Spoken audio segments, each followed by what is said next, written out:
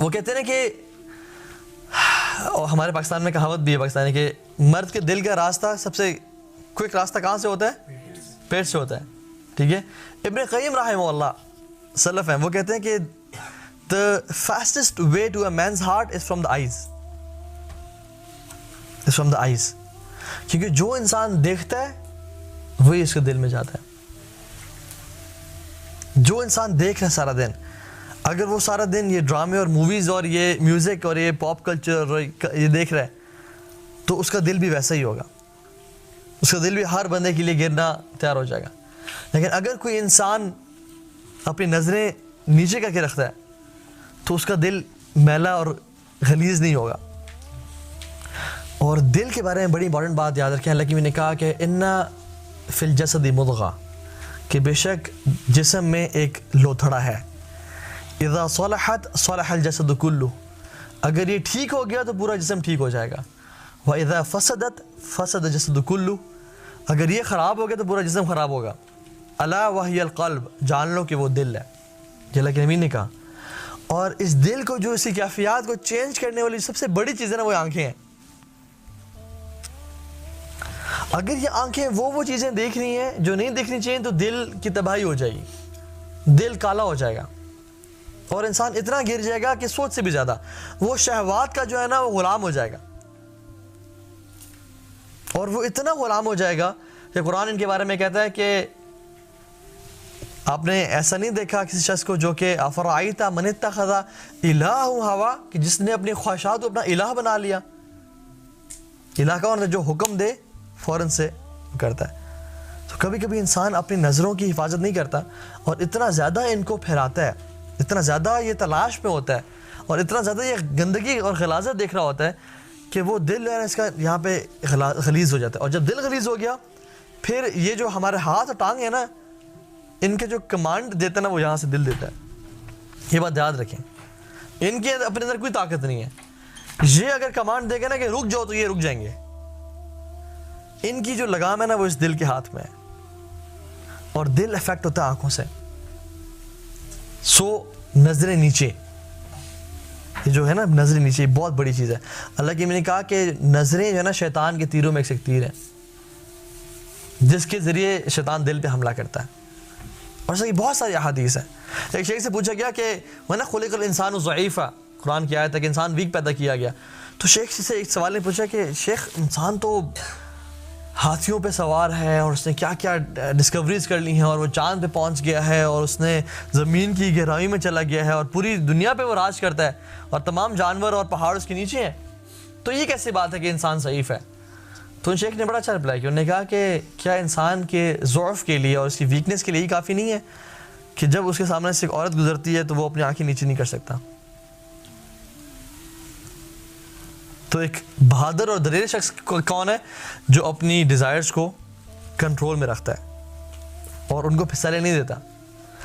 और ये will power बहुत डिपेंड करता है। देखिए, विल पावर क्या है? विल पावर ये नहीं है कि किसी को कह दिया ना कि अल्लाह हाफिज़, फिर बार बार मुड़ के देखा, हाँ क्या हाल है, कैसी हैं आप, आई मिस यू। नहीं, विल पावर क्या है कि जब अस्सलाम वालेकुम कह दिया फिर अस्सलाम वालेकुम, अब मुड़ के नहीं देखना, अब आगे चलना है। ये मर्दानगी है, ये विल पावर है। जिन लोगों में विल पावर होती है ना, वो बड़े तकड़े बहादुर लोग होते हैं। लेकिन जो लोग बार बार फिसल जाते हैं ना, और ये विल पावर बड़ी हर चीज़ में काम आती है। इरादा कर लिया कि मैंने काम करना है, मैंने काम करना है। इरादा कर लिया कि मैंने अपनी ज़िंदगी को चेंज करना है, अल्लाह के करीब करना है, मैंने अल्लाह के करीब करना है। अब जितनी मर्जी ख़वातीन हैं, जितना मर्जी मुझ पर फितरों के अटैक हों, दोस्त बुलाएं पार्टीज़ पे, ड्रग्स पे, ये चीज़ वो चीज़, मैंने इरादा किया हुआ है। And I am a man of values and principles. मैं अपनी वैल्यूज़ पे कॉम्प्रोमाइज़ नहीं करूँगा।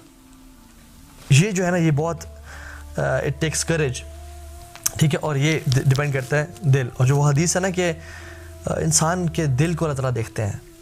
हम लोग ना जब यूनिवर्सिटीज़ में जाते हैं, प्रेजेंटेशंस हों या जॉब पे जाते हैं, बड़े तैयार शर के जाते हैं, या किसी डिनर पे जाना बड़े तैयार शर के जाते हैं, अपने बाल से बना के, परफ्यूम लगा के, अच्छे कपड़े पहन के जाते हैं कि लोग हमारा परसेप्शन लेंगे कि ये शख्स किस तरह का है हमारी ड्रेसिंग से और हमारे अटायर से। तो लोगों के लिए तो हम बड़ा तैयार होते हैं, लेकिन दिल को हमने इतना गलीज़ किया हुआ अल्लाह ताला जिसको देखते हैं।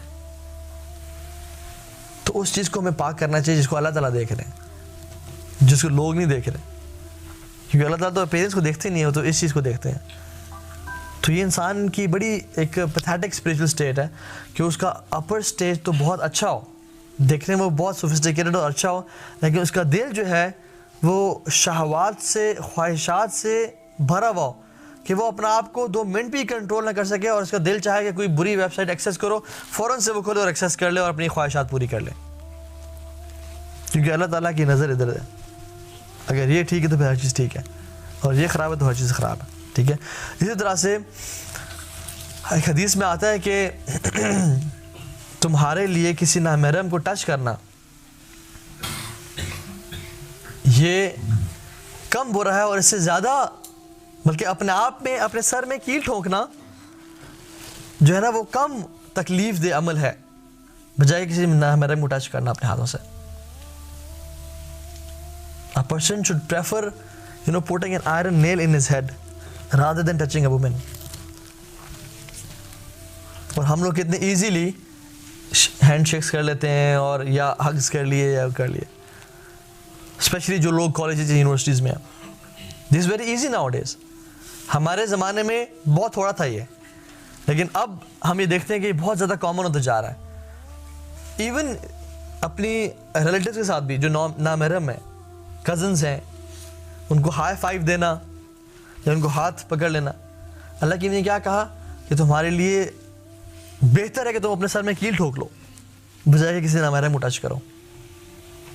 और आज ये इशू ही कोई नहीं है, ठीक है, क्योंकि हदीस में आता है कि इज़ा लम तस्तही फस्ना मा शित, कि जब तुमसे हया चली जाए ना फिर तुम जो मर्जी करना है करो।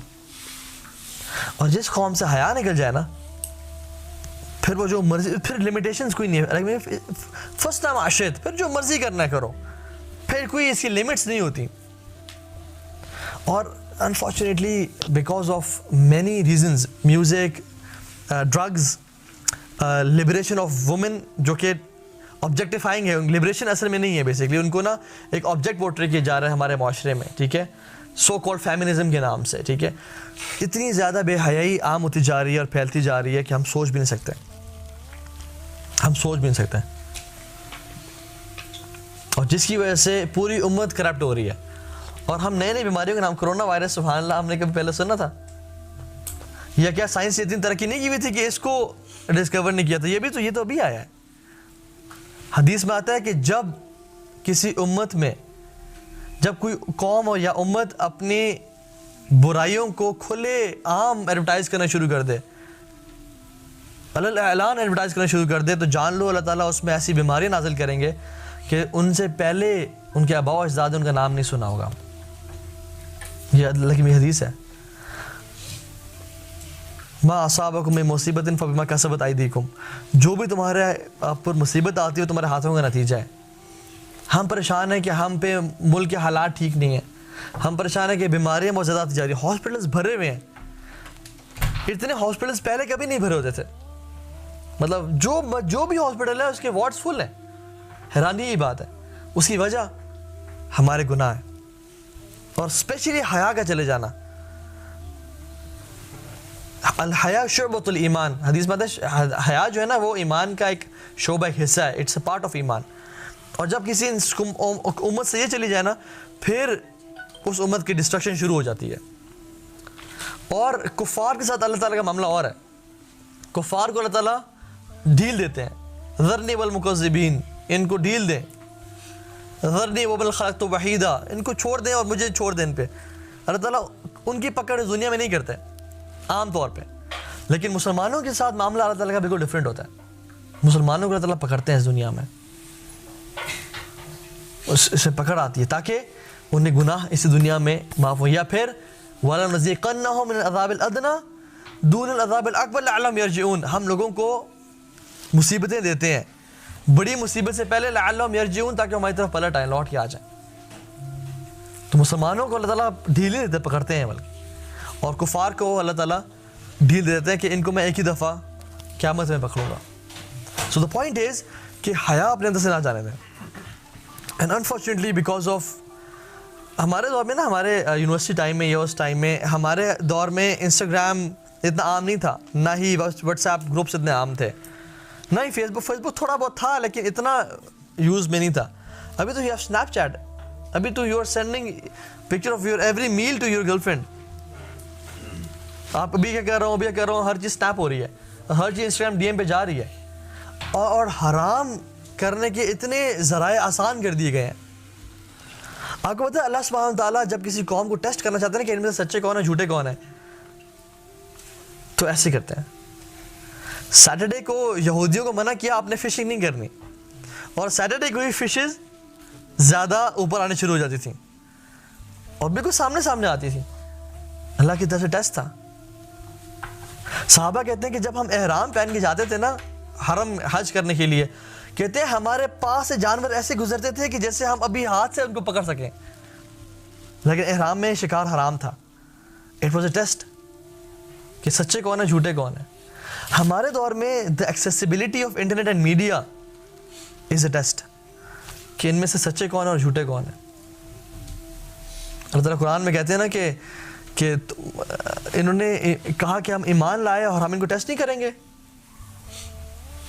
वलक़द फ़तन्नल्लज़ीना मिन क़ब्लिहिम फ़लयअलमन्नल्लज़ीना सदक़ू, हमने पिछलों को भी आजमाया था और ताकि अल्लाह ताला जान ले कि तुम में सच्चे कौन है, वलयअलमन्नल काज़िबीन, ताकि जान ले तुम में झूठे कौन है। अब हमारे पे है, इन्ना हदैना नजदैन, हमने इनको दो रास्ते दिखा दिए, इम्मा शाकिरा व इम्मा कफूरा, शुक्र वाले बन जाए या कुफ्र करने वाले बन जाए। और यहाँ से शुक्र का मतलब क्या है, ईमान वाले बन जाए, ईमान को पकड़ लें। To never ever compromise on your दीन, नेवर कॉम्प्रोमाइज। यकीन जाने नौजवानों के लिए फितने बहुत ज़्यादा आजकल के दौर में,